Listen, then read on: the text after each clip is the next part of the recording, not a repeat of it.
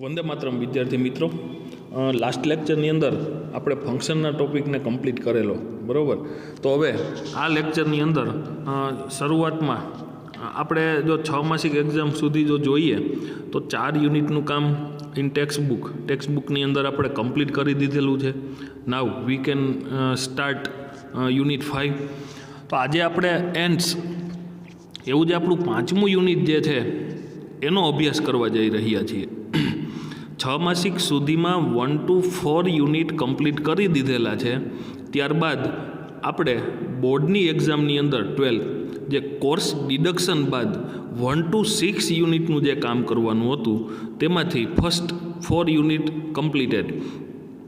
Now we can start 5th unit ends.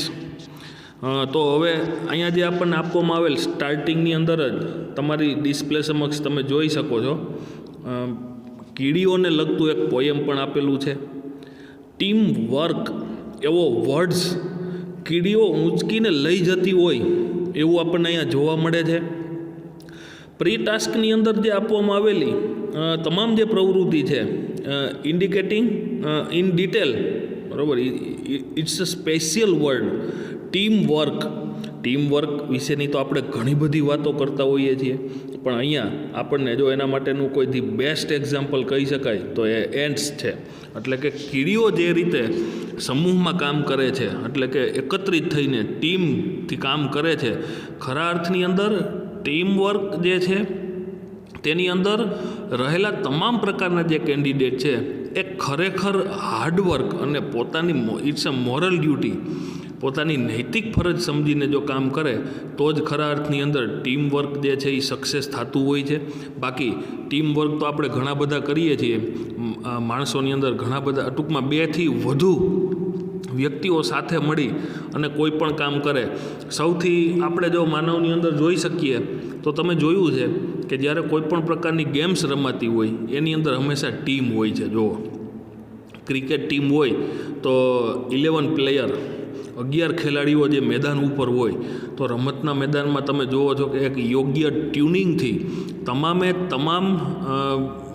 જે player છે એ વ્યવસ્થિત રીતે પોતાના કામને નૈતિક જવાબદારીથી પૂર્ણ કરે છે. અને આવી રીતે ખરા અર્થની અંદર જો ટીમની અંદર દરેકે દરેક પર્સન પોતાનું કામ કાળજીથી કરે તો જ ખરા અર્થમાં સફળતા આપે છે. બાકી તો ટીમની અંદર ભેગા થાય તો બીજો કરે જ ને ત્રીજો કરે છે ને, જો એવી ભાવના જોવા મળે તો ખરા અર્થની અંદર ટીમની અંદર નુકસાનીઓ પણ જતી હોય છે. એટલા માટે જો સૌથી ધી બેસ્ટ એક્ઝામ્પલ આપણે ગણી શકીએ તો આ એન્ડ્સ, કીડીઓ જે રીતે વર્ક કરી રહી છે એ કીડીઓના વર્કને તમે જોયેલું છે. અહીંયા યુનિટની અંદર અલગ અલગ પ્રકારની જે તમને ખાસ કરી અને જંગલ વિસ્તારની અંદર જોવા મળતી કીડીઓ છે એના સાયન્ટિફિક પ્રૂવ સાથે અને એના અભ્યાસો આપણને અહીંયા વૈજ્ઞાનિકો દ્વારા આપવામાં આવેલા છે. હજી ખરા અર્થની અંદર એને એ રીતનું ગણવું કે નહીં, આપણી મેઇન થીમ આ એન્ડ્સ એવા આપણા યુનિટની અંદર એવી છે કે જે ખરા અર્થની અંદર એને માનવ સાથે સાંકળી શકાય કે કેમ એવા ઘણા બધા પ્રશ્નો છે. અમુક વૈજ્ઞાનિકોનું એવું પણ કહેવું છે કે આ કામ જોતાં આપણે આની અંદર આપવામાં આવેલા એક્ઝામ્પલ્સનો અભ્યાસ કરીશું, અભ્યાસો આપેલા છે જે સાયન્ટિફિકલી ટ્રુ, એ અભ્યાસો બાદ we can also decide that કે આ એન્ડ્સ જે છે કીડીઓ એને માણસ સાથે સરખાવી શકાય કે કેમ એમ. તો થોડુંક main theme in this unit we can discussion first of all. તો આપણે સ્ટાર્ટિંગમાં થોડીક એવી ડિસ્કશન કરીએ કે જે અહીંયા કીડીઓ વિશેની જે વાત કરવામાં આવી છે ઇન યુનિટ. તો સૌ પ્રથમ અહીંયા જે આપણે વાત ઓથર એન્ડ્સ વિશેની જે વાત કરવામાં આવે છે તો આપણે એવું કહી શકીએ કે in this unit author discussion about ants, hard work, management and team work.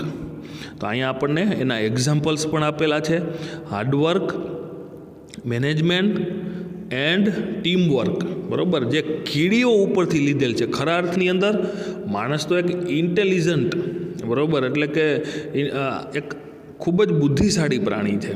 એટલે આપણે આવું કરી શકીએ છીએ. બાકી સામાન્ય તમે અલગ અલગ જીવ જંતુ પ્રાણીઓ જુઓ તો એમાં માનવ જેટલી બુદ્ધિ હોતી નથી, પણ આપણને બધાને ખબર છે કે કીડીઓ છે એ પોતાનો તમામ પ્રકારનો જે ખોરાક છે એ સંગ્રહખોર છે બરાબર, એટલે કે સાચવીને રાખે છે, જે કમ્પ્લીટલી કમ્પેર અબાઉટ મેનકાઇન્ડ, માનવજાત સાથે જો તમે એને સાંકળી શકો. આપણે પણ કંઈક એવું જ આયોજન કરીએ છીએ.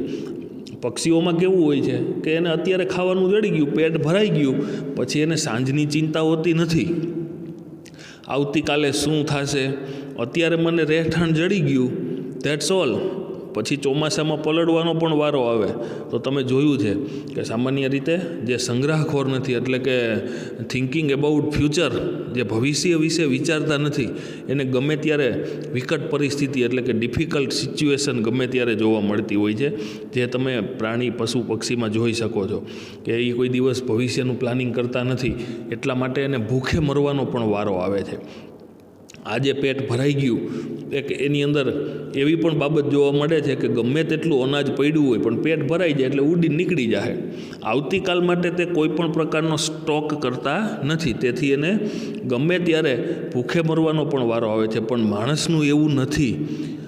એ ભવિષ્ય માટે ખોરાક હોય, પૈસા હોય કે જીવન જરૂરિયાતની એની ટાઈપ ઓફ થિંગ્સ એ બધું સ્ટોર કરે છે કે આવનાર 1, 2 કે 5 વર્ષ સુધી ગમે તેવી પરિસ્થિતિ આવે તોય ભૂખે મરવાનો વારો ન આવે. તો ભવિષ્યનું પ્લાનિંગ કહેવાય. આજે આપણે ભણીએ છીએ તો આનું પરિણામ આપણને ફ્યુચર 5, 7, 10 વર્ષ પછી મળવાનું છે. તો આવી જ એક કલ્પના માનવની અંદર રહેલી છે. એવા જ અમુક પ્રકારના સ્કિલ અને એની લાઈફની અંદર એટલે કે એન્ડ્સ કીડીઓમાં જોવા મળે છે. એટલા માટે ઘણા બધા સાયન્ટિસ્ટ એવો દાવો પણ કરે છે કે ખરા અર્થની અંદર તો શું આ માણસ જેવું જ એનું વર્તન ન ગણાય. એવા થોડાક આપણને એક્ઝામ્પલ્સ પણ આપેલા છે, જેનો પણ આપણે અભ્યાસ કરવાનો છે. પણ એ પહેલાં ઓથર દ્વારા ઇન ધીસ યુનિટ જે hard work, management and teamwork best example given in this unit, તો એનો આપણે પહેલાં થોડીક ડિસ્કશન કરી લઈ કે આ યુનિટની અંદર જે કીડીઓની વાત કરવામાં આવી છે એ ખરેખર ઉદ્યમશીલ એટલે કે મહેનતું છે. આયોજન પણ એનું જબરજસ્ત છે, એટલે કે વ્યવસ્થાપન અને સહજીવન, સંઘભાવના મીન્સ કે ટીમ વર્ક. આપણે જેમ કુટુંબની અંદર બધાય સાથે, બાકી તમે જોયું છે સમૂહમાં કામ હોય ને તો 2-3 જણા કામમાં દાંડાઈ કરતા હોય છે, એટલે કે હવે એ ઓલા કરે ને, કારણ કે જ્યારે તમે સમૂહમાં કામ કરો છો ને ત્યારે તમે અમુક કામ ચોરી કરો છો ને એમાં સામે આવતી પણ નથી હોતી એમ.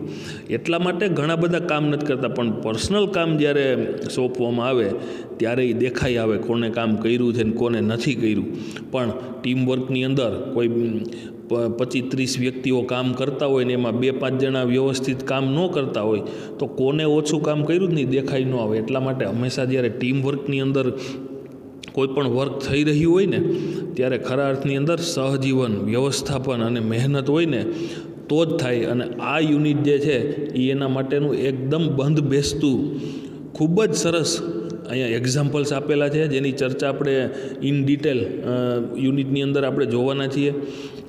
એક જો અંગત રીતે ઓછી કેપેસિટી ધરાવતી કીડીઓ સાથે મળી તમે જોવો છો કે કીડીઓ છે એનું કદ શું એમ, તો એકદમ એની કેપેસિટી ઓછી કહેવાય એમ. તો આવી કીડીઓ સાથે મળી અને ઇમ્પોસિબલ વર્ક જે છે એટલે કે અશક્ય એવું કામ છે એવા કામને પણ શક્ય બનાવી શકે છે. એ આપણને આ યુનિટની અંદર મુખ્ય આપણો સાર છે.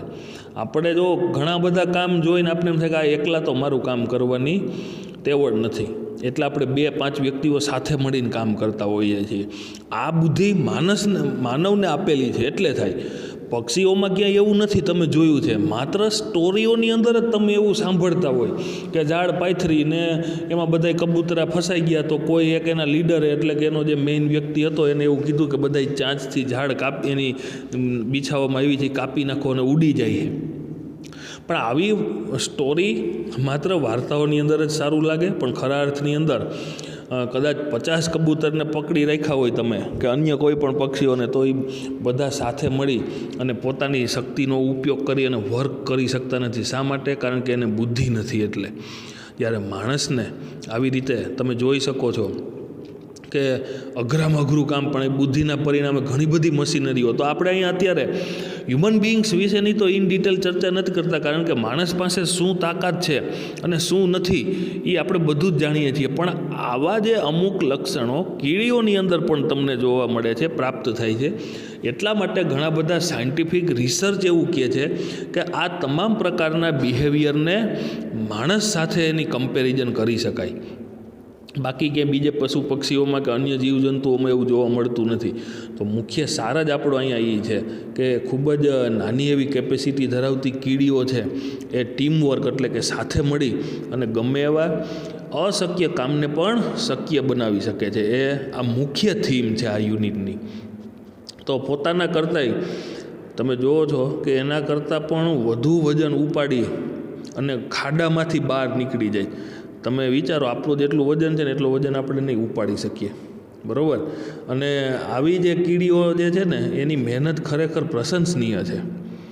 તેમનું કમ્યુનિકેશન સ્કિલ ગજબનું હોય છે, આપણે નથી સમજી શકતા.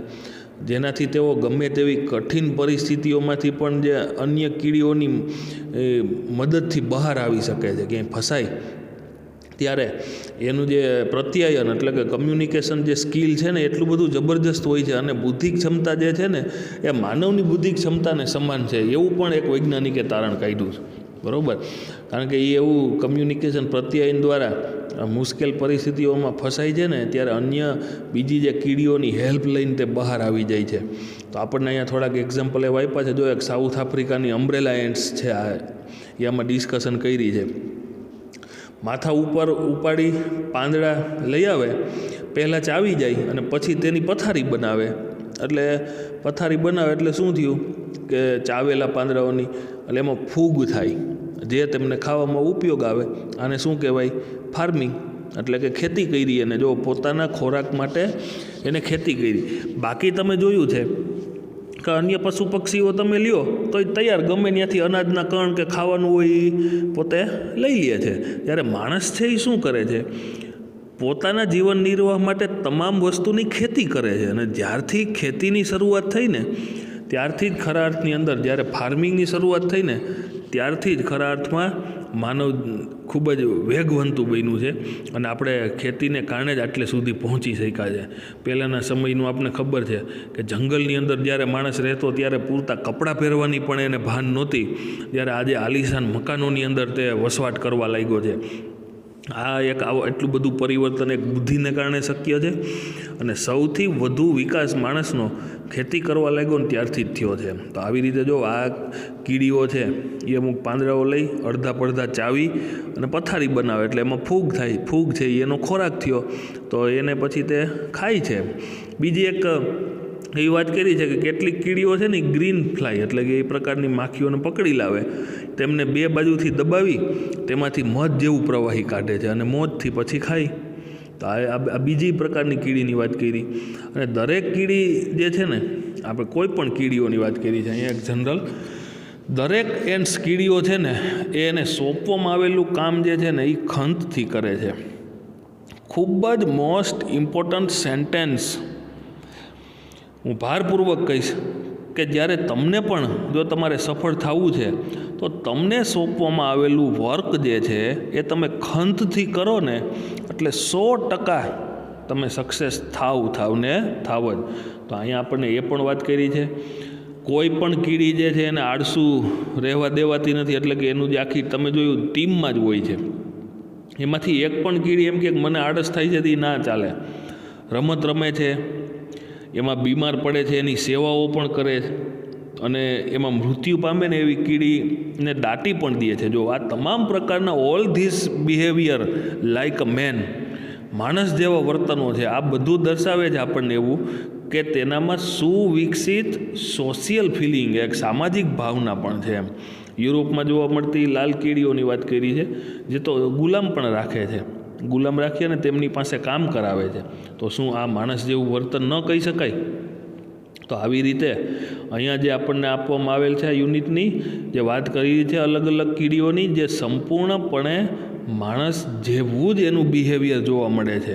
તો અહીંયા આપણને ડિટેલમાં આજે અલગ અલગ કીડીઓની વાત કરી, અમ્બ્રેલા એન્ટ્સની વાત કરી, રેડ એન્ટ્સની વાત કરી, તો આ તમામ પ્રકારની અને એક ડ્રાઈવર એન્ટ્સની વાત કરી, એના અભ્યાસો આમાં આપણને આપેલા છે, બરાબર. એટલે જે એમાં કીધું કે આ જે ડ્રાઈવર એન્ટ્સ છે ને એ તો સતત ચાલ્યા કરે, પોતાના રસ્તામાં આવતા પ્રાણીઓને જ ખાઈ જાય, મહાકાય અજગર હોય, અને જ્યારે આ કીડીઓ આવે છે એવી કોઈ જંગલની અંદર વસવાટ કરતા ગ્રામવાસીઓને ખબર પડે ને તો એ પોતાના મકાન ખાલી કરીને ભાગી જાય છે.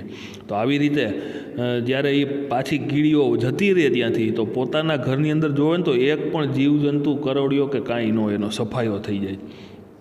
તો અહીંયા આપણને આ યુનિટની અંદર જે ટીમ વર્ક વિશેની વાત કરવામાં આવી છે, એ ખરા અર્થની અંદર તમે કીડીઓના એક્ઝામ્પલ ઉપરથી જ શીખી શકશો. અને બહુ સરસ પ્રી ટાસ્કની અંદર ટીમ વર્ક એવો વર્ડ્સ કીડીઓ ઉપાડીને લઈ જતી હોય એવું જોવા મળે છે. તો આવા તમે અનાજના ઘણા બધા કણ કીડીઓ છે એ પોતાની જાતે લઈને જતી હોય એવું તમે જોયું છે, બરાબર. તો આ થીમ ઉપર આધારિત અહીંયા સ્ટાર્ટિંગ જે આપેલું છે એ જોઈએ અને આપણે પણ શીખીએ કે કેવા પ્રકારની કીડીઓ દ્વારા અહીંયા વર્ક કરવામાં આવેલું છે, જેનો આપણને એક સુંદર મજાનો અહીંયા પરિચય પણ આપેલો છે, જેના ઉપરથી આપણે એવું શીખી પણ શકીએ છીએ. તો જોઈએ, the following behaviour was noticed by scientist who was making a study of ants. કીડીઓનો અભ્યાસ કરતા એક સાયન્ટિસ્ટ એટલે કે વૈજ્ઞાનિકે નીચે મુજબના એના વર્તનનું, બિહેવિયર એટલે વર્તન, નીચે મુજબના એના વર્તન ધ્યાનમાં આવ્યું છે, બરાબર. એટલે કે કીડીઓ વિશેના જે વૈજ્ઞાનિકોએ અભ્યાસ કર્યા છે એ વૈજ્ઞાનિકોને નીચે મુજબના જે બિહેવિયર એના વર્તન છે એ ધ્યાનમાં આવ્યા છે. જો આગળ વાત કરે છે, a number of ants were down in a pit. બહુ સરસ એક્ઝામ્પલ આપ્યું છે. હમણાં જ આપણે અહીંયા બહુ શોર્ટમાં ડિસ્કશન કરી, પણ તમને અહીંયા ખ્યાલ આવશે કે ખરા અર્થની અંદર આટલી બધી એકબીજાને હેલ્પ કરે છે. આપણે તો સામાન્ય ઢગલાબંધ કીડીઓ લાઇનસર જાતી હોય અને અનાજના કણ ઉપાડીને જાતી હોય, આપણે એના વિશે ઇન ડિટેલ એટલું જ જાણીએ છીએ કે એ પોતાના કરતાં વધુ વજન ઊંચકી શકે છે અને પોતાના ખોરાકનો સંગ્રહ કરે છે. પણ અહીંયા જો આપણને વાત કરે છે કે number of ants were down in a pit, ઘણી બધી કીડીઓ એક ખાડામાં નીચે હતી. પીટ એટલે ખાડો.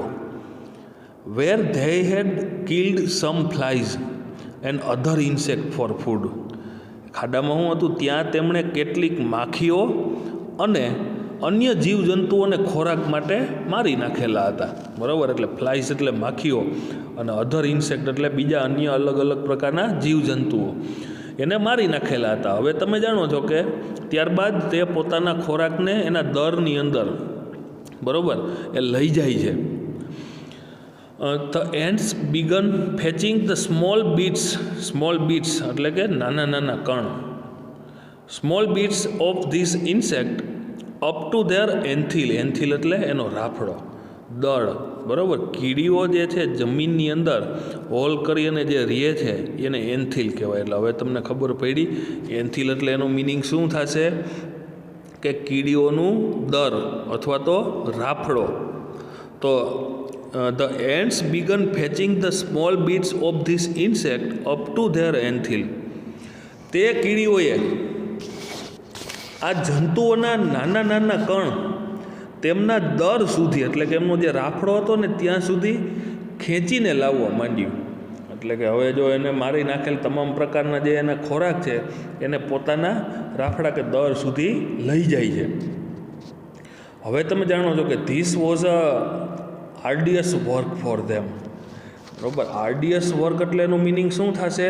મુશ્કેલ, સખત મહેનત માગી લે ને તેવું, મીન્સ કે કષ્ટપ્રદ, કે જેમ સરળતાથી થઈ જાય એવું નહીં, પણ એમાં ઘણી બધી મુશ્કેલ પરિસ્થિતિઓ આવે, જેને આપણે આર્ડિયસ વર્ક કહેવાય. એમ કે ઘણી બધી મુશ્કેલ કે સખત મહેનત માગી લે ને એવું આ કામ હતું. એટલે કે this was arduous work for them, તેમને માટે આ મહા મુશ્કેલ કાર્ય હતું. કારણ કે તમે જાણો છો કે આપણા વજન કરતાં 2 કે 3 ગણું વજન હોય કે 10 ગણું વજન હોય, એવી વસ્તુને તમારે એક જગ્યાએથી બીજી જગ્યાએ લઈ જવી હોય, છતાંય માણસો પાસે તો ટેકનોલોજી છે, જ્યારે પહેલાંના સમયમાં લોકો 8-10 વ્યક્તિઓ ભેગા મળી અને વસ્તુઓ ઊંચકીને, આવું તો શા માટે થતું? કારણ કે માણસને બુદ્ધિ છે. પછી આવી જ રીતે કોઈ પક્ષીઓ જુઓ તો એને તમારે 2 કે 3 ગણું એનાથી વધારે પહેલાં તો એના જેટલું વજન નથી ઊંચકી શકતા, પણ 4-5 પક્ષીઓ સાથે મળે તો ઊંચકી શકે, પણ એવી બુદ્ધિ એને નથી. પણ કીડીઓમાં છે આવું કંઈક. એટલે અહીંયા તે એવું કહે છે કે મહા મુશ્કેલ કાર્ય હતું આ. તો the sides of the pit were steep, ખાડાની બાજુઓ જે છે એ એકદમ સ્ટીપ, લપસણી, અને and consider the size of the ants, અને એમાંય ખાસ સ્પેશિયલી કીડીઓના કદને તમે જો ધ્યાનમાં રાખો તો the loads they were carrying were very heavy. કીડીઓના જો કદને ધ્યાનમાં લ્યો તમે તો તે અતિશય ભારે બોજ વહન કરી રહી હતી એમ. એટલે કે ઘણો બધો વજન કહી શકાય એના પ્રમાણમાં. આપણા માટે કાંઈ નહીં, આપણે તો એના વજનને ફૂંક મારી તોય ઉડી જાય, પણ કોઈ પણ વ્યક્તિ માટે વજન વધારે ઓછો છે એ એના કદ અને સાઇઝ ઉપરથી નક્કી થાય. તો કીડીઓ જે છે એના કદને ધ્યાનમાં લઈએ, ખાડાની જે બાજુઓના ચઢાણ જે છે ને એ અત્યંત સીધા હતા, સ્ટીપ, એટલે કે આમ લપસી જવાય એવું. અને આમ ખાસ તો સ્પેશિયલી સ્ટીપ એવો જે શબ્દ છે એ સીધા ચઢાણ. એટલે આપણે જોઈએ છીએ થોડોક ઢાળ હોય તોય ઘણી બધી આપણે ચાલવામાં મુશ્કેલી થાય, પણ વધુ પડતો આમ ઢાળ હોય તો એ ચઢાણ ચડવું અશક્ય લાગે આપણે. તો અહીંયા ખાડાની બાજુઓના ચઢાણ જે છે ને અત્યંત સીધા હતા, અને કીડીઓના જો કદને ધ્યાનમાં લઈએ તો તે અતિશય ભારે બોજ વહન કરી રહી હતી એમ. Size of the ants the load they were carrying were very heavy. Next છે it was as if a group of men were carrying a weight of 200 pound each. શું કહે છે કે ઇફ ઇટ વોઝ, આ વજનની એક આપણને સામાન્ય માહિતી આપી છે કે જાણે કે it was as if a group of men were carrying a weight of 200 pound each. જાણે કે એક જૂથનો દરેક માણસ 200 પાઉન્ડનું વજન વહન કરી રહ્યો હતો. And climbing a cliff at the same time, અને સાથોસાથ ક્લાઇમ્બિંગ એટલે કે ચઢાણ પણ હતું એમ, એટલે કે ટેકરી પણ ચઢી રહ્યો હતો. એટલે કે જો વજન હોય અને સ્ટ્રેટ ચાલવું એ હજી સરળ, પણ વજન હોય એનો આપણે ઊંચકી શકીએ છીએ એવો, અને એમાંથી નહીં તમારે પાછો ઢાળ ચડવાનો હોય તો એ અઘરું થઈ જાય. તો અહીંયા સેમ પરિસ્થિતિ એવી આપી છે કે માણસ સાથે એક સરખામણી આપી છે કે એક માણસ 200 પાઉન્ડ વજન ઉચકતો હોય અને એમાં પાછો ઢાળ ચડી રહ્યો હોય ને, એવું આ કામ અઘરું હતું. એટલે હવે તમે just for your imagination, the ants immediately organise the work in this way. આવી પરિસ્થિતિ આવી તો પેલી જે કીડીઓએ તુરંત જ એ કામને નીચે મુજબ ગોઠવણી કરી. કઈ રીતે નીચે મુજબ? તો હવે આપણને એની આ ગોઠવણ આપી છે. આ કીડીઓએ કઈ રીતે ગોઠવણ કરી જો. Same time at the ants immediately organise the work in this way while some were carrying up the bits of insect. શું કર્યું? તુરંત એ કામને નીચે મુજબ ગોઠવણી કરી. તો કે જ્યારે કેટલીક કીડીઓ જે છે એ જંતુઓના કણ ઉપાડી ચઢી રહી હતી. એટલે કે અમુક કીડીઓએ તો એ વજન ઉપાડીને ચાલવાનું શરૂ રાખ્યું. તો અધર વેન્ટ ઇન ફ્રન્ટ, ત્યારે બીજી જે કીડીઓ છે એ તેમની આગળ જઈ એન્ડ ક્લિયર અવે એની સેન્ડ ઓર સ્મોલ સ્ટોન જો ધેટ ઓબ્સ્ટ્રેક્ટેડ ધ વે. ત્યારે બીજી કીડીઓએ તેમની આગળ જઈ જે રેતી, સેન્ડ એટલે રેતી, અને સ્ટોન એટલે કે પથ્થર. હવે નાની નાની રેતી પણ એને નડે, બરાબર? જેમ આપણને મોટો પથ્થર થાય એવી રીતે એને રેતી હોય ને એ નડે. એટલે આ રેતી અને બીજા અલગ અલગ જે નાના પથ્થરો હતા કે જે રસ્તામાં ઓબ્સ્ટ્રેક્ટેડ એટલે કે અવરોધરૂપ હતા, એટલે કે આગળ વધવામાં અડચણરૂપ હતા, એ તમામ પ્રકારના રસ્તામાં નડતા હતા, તેમને હટાવી દીધા. એટ સમ પોઈન્ટ, કેટલીક જગ્યાએ it was difficult to get a foot hold. શું કહે છે કે કેટલીક જગ્યાઓ ખાડામાંથી બહાર આવી રહ્યા હતા ત્યારે એવી પણ હતી કે પગ ટેકવવા અઘરા હતા. એના પગ ટેકવવા પણ અઘરા હતા એમ. This other ants would position themselves, અમુક જે કીડીઓ છે એ પોતાની જાતે જ ગોઠવાઈ ગઈ કે વજન in such a way that the ants carrying the loads could easily climb over ધેમ.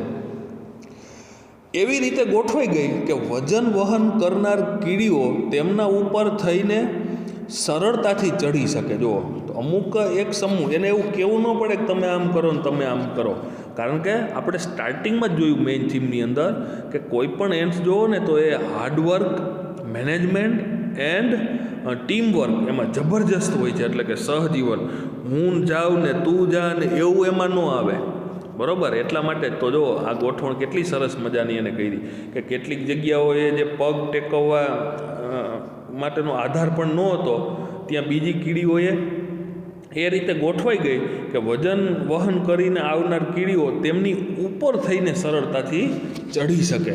તો આવી રીતે અહીંયા જે છે ને આ ટીમ વર્કનું બેસ્ટ એક્ઝામ્પલ કહેવાય, અને જેની અંદર આપણે પણ ખરી શીખી શકીએ કે સમૂહમાં જ્યારે કામ થતું હોય ત્યારે હું આટલું કરું તેટલું કરું ને એવું જોવાનો પ્રશ્ન આવતો જ નથી. નેક્સ્ટ આપણને વાત કરી છે, આ એક સરળ બહુ ખૂબ જ સરસ વાત કરી. Near the top of the pit, ખાડાને મથાળે, however there was a small part of the way which was completely smooth and steep. જો અહીંયા આપ્યું છે which was completely smooth and steep. ખાડાના મથાળે રસ્તાનો થોડોક ભાગ સંપૂર્ણપણે લપસણો તેમજ સીધા ચઢાણવાળો હતો. સ્મૂથ એન્ડ સ્ટીપ, આગળ જોયું સ્ટીપ એટલે સીધું આકરું ચઢાણ હોય એવું. હિયર, હવે અહીંયા એને શું કર્યું, there were no foot hold, અહીંયા ક્યાંય પગ ટેકવવાની જગ્યા જ નહોતી. ધ એન્ડ્સ કેમ અપ ટુ ધીસ પોઈન્ટ્સ, પેલી કીડીઓ આ સ્થાને પહોંચી. ધેર પ્રોગ્રેસ સ્ટોપ્ડ, અને તેમનું આગળ વધવાનું રોકાઈ ગયું. પ્રોગ્રેસ એટલે આગળ વધવું, બરાબર, તેમને આગળ વધવાનું ત્યાં અટકી ગયું. ઇટ સીમ ધેટ, જોતાં એવું લાગતું હતું કે હવે આફ્ટર ઓલ, અંતે ધે હેડ બીન ડિફીટેડ એટલે હારી જવું. ઘણી વખત કામ કરતાં કરતાં આવતા હોય, હવે આ પરિપૂર્ણ નથી થાય એમ તો ત્યાં છોડી દઈએ, એમ જેને આપણે હારી ગયા એવું કહીએ છીએ, ડિફીટેડ. એટલે આટલી મહેનતથી તેને પોતાનું કામ આટલે સુધી પહોંચાડ્યું, પણ ત્યારબાદ ત્યાં તે અટકી જાય છે. જોતાં હવે એવું લાગતું હતું, આ કોણ કહે છે, સાયન્ટિસ્ટ, કે જેને કીડીઓનો સંપૂર્ણ ઇન ડિટેલમાં અભ્યાસ કર્યો છે. આપણે આટલો બધો ડિટેલમાં અભ્યાસ કરતાય નથી, પણ એના અભ્યાસો કરનાર વ્યક્તિએ રાત અને દિવસ એની પાછળ મહેનત કરી હોય ત્યારે એ અભ્યાસ થતા હોય છે. એટલે એને જોયું કે હવે તો આ પ્રયત્ન એને છોડી જ દેવો પડશે. Of the many ants which tried to climb this part, એટલે કે આ ભાગ ચડવાનો, જે પણ કીડીઓએ આ ભાગ ચડવાનો પ્રયાસ કર્યો તેમાંથી માત્ર only one reached the top, એટલે અહીંયા પ્રયત્ન છોડી દીધો. પછી અમુક બધી કીડીઓ જે છે ને એ ચડવાનો પ્રયત્ન કર્યો, તેમાંથી માત્ર એક જ ટોચ પર પહોંચી શકી. જો only one reached the top, એટલે માણસોમાંથી ઘણા એવા હોય છે ને વંડિયું ઠેકી જાય, તો આમાંથી આ બધી કીડીઓ જે પ્રયત્ન કરતી હતી ને એમાંથી એક કીડી સફળ થાય છે, એટલે કે ટોચ સુધી પહોંચી ગઈ. શું કરે છે, this one was immediately made by a number of ants from the anthill. આ કીડીએ તરત જ રાફડામાંની અનેક કીડીઓને મળી, ઘણી બધી કીડીઓને મળી રાફડાની અંદર એન્થિલ એને સંદેશો પહોંચાડ્યો. This one was immediately made by a number of ants from the anthill, અને ટુ વૂમ, કે જેને ઇટ કન્વે અ મેસેજ. આપણે વાત કરી હતી હમણાં કે કીડીઓનું જે છે ને એ કમ્યુનિકેશન સ્કિલ, એટલે કે પ્રત્યાયન જે છે એ જોરદાર હોય છે.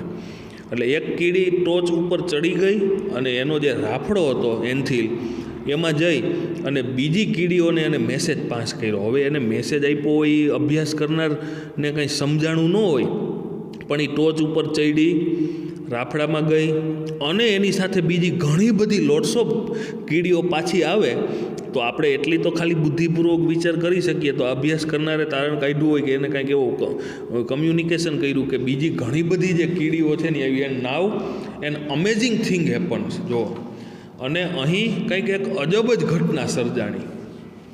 કેવી ઘટના આપી છે? The ants at the top began climbing down into the pit backward. હું કીધું મથાળે રહેલી, હવે એક સમૂહ અંદર હતો ખાડામાં અને એક સમૂહ ઉપર. તો મથાળે એટલે કે ઉપરની બાજુએ રહેલી કીડીઓ છે એ એકબીજાની પૂંઠ એટલે કે પીઠ પકડી અને ખાડામાં ઉતરવા માંડ્યું. જુઓ, each holding the tail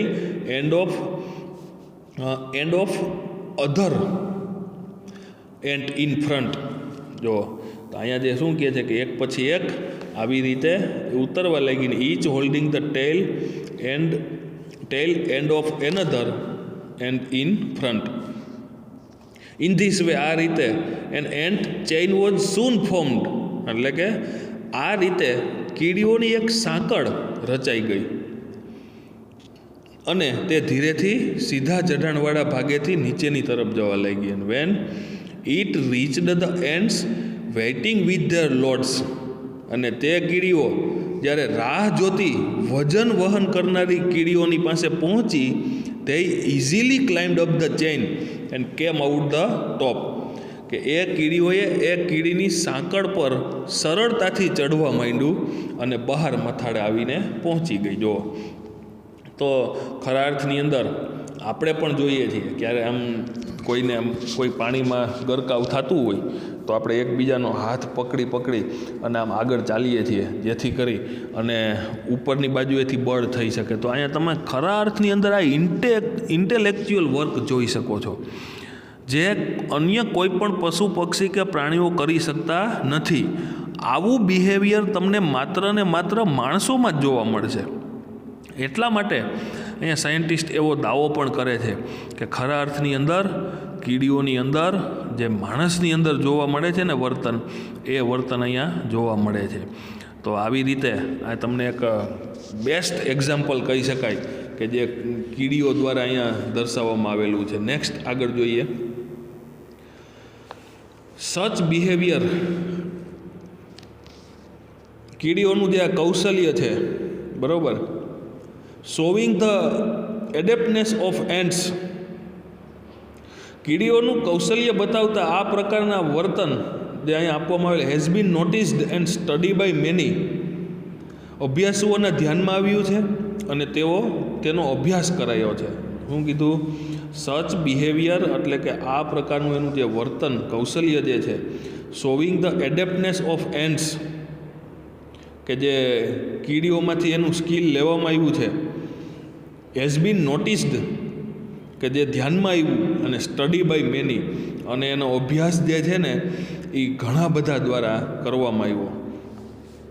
now science has discovered some things about ant life. શું કહે છે કે હવે કીડીઓના જીવન વિશે કેટલીક બાબતો શોધી કાઢી છે વિજ્ઞાને, કે which sim to show that, આ જે બાબતો છે એ આપણને એવું દર્શાવે છે કે the intelligence of this tiny creatures is very close to human intelligence. શું કહેવામાં આવ્યું છે?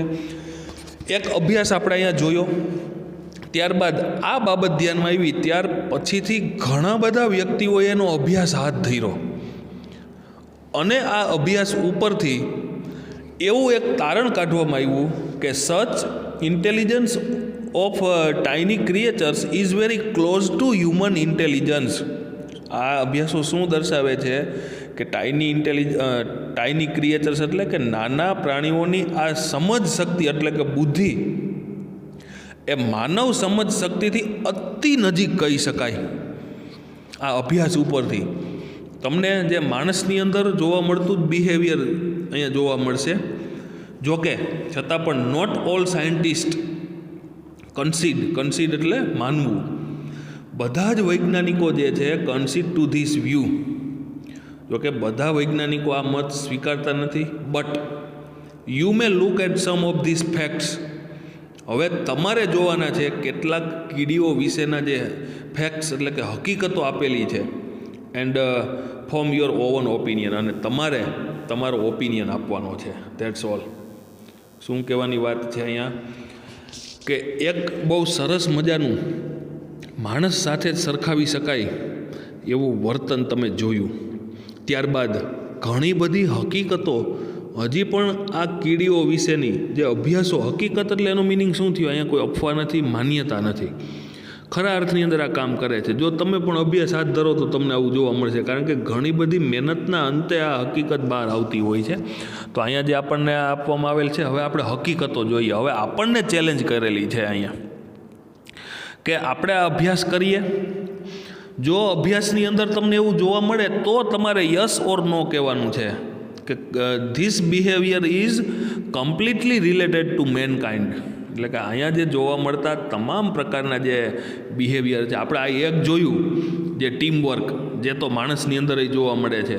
બહુ સરસ મજાની ચેઇન બનાવી, કારણ કે અંદરની વસ્તુને બહાર કાઢવા માટે ઉપરથી ફોર્સની જરૂર પડે. આપણે દોરડાનો ઉપયોગ કરીએ છીએ. બહુ નજીકમાં હોય તો એક કે બે વ્યક્તિ હાથ પકડીને એને ખેંચીને બહાર કાઢીએ છીએ, કારણ કે ખાડામાંથી બહાર આવવું એ અઘરું છે. જ્યારે ઉપરથી કોઈ આપણને ખેંચે ને તો એ સરળ છે. આ આપણે જાણીએ છીએ, આપણે બુદ્ધિ છે એટલે. તો આવું જ વર્તન કીડીઓમાં પણ જોવા મળ્યું. તો આના ઉપરથી તો આપણે એવું કહી શકીએ કે ખરા અર્થની અંદર આ જે સ્કિલ છે એ સેમ એઝ મેન, બરાબર, કે લોકોના જેવું જ છે. તો હજી પણ ઘણી બધી એવી હકીકતો આપેલી છે જે આપણે જોઈએ અને જેના ઉપરથી આપણે પણ તારણ મેળવીએ. અને પછી આપણે છેલ્લે કહેવાનું છે કે ખરેખર અહીંયા જે આ વૈજ્ઞાનિકે કીધું એ મુજબ કીડીઓની અંદર આવું વર્તન જોવા મળે છે, અને જેને this tiny creature is very close to human intelligence, એટલે કે માનવીની બુદ્ધિ જેવું જ આ નાનું એવું જીવ જે છે એવી બુદ્ધિ જોવા મળે છે. These are ants that do farming. આ કીડીઓ, એટલે કે હવે જે કીડીઓની વાત કરવામાં આવી છે, ફાર્મિંગ એટલે ખેતી કરવી, આ કીડીઓ છે એ ખેતી કરે છે.